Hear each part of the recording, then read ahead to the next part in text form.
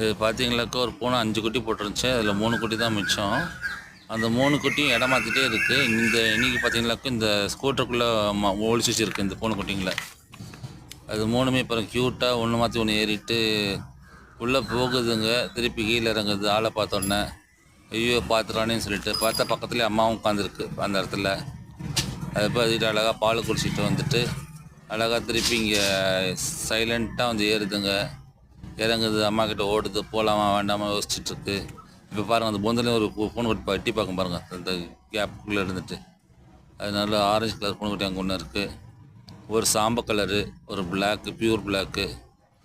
So இது இப்படியே தான் இருக்குது. நானும் எடுத்து பார்த்துட்டு தான் இருக்கேன். அது போக மாட்டேது. தெரியுதா அந்த பூனை குட்டி தெரியுதா?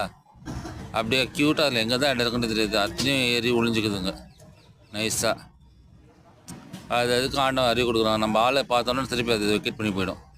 இப்படியே இந்த பூனை குட்டியை எனக்கு தெரிஞ்ச ஒரு 10 இடத்துக்கு மாற்றிடுச்சு.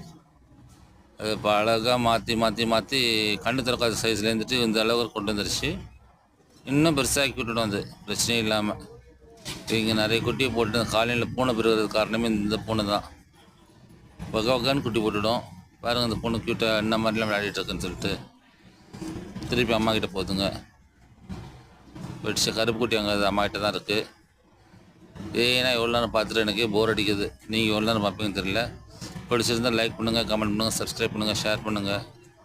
அப்படியே இந்த வீடியோ நான் கட் பண்ணுறேன். எல்லாம் ஒன்றா பூந்துடும். பாய்.